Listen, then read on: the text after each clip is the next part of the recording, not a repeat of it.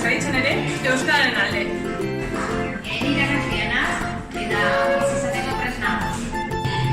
Guk hau bizi izango gara. Euskaraz ikasi. Euskara munduan zehar. 23.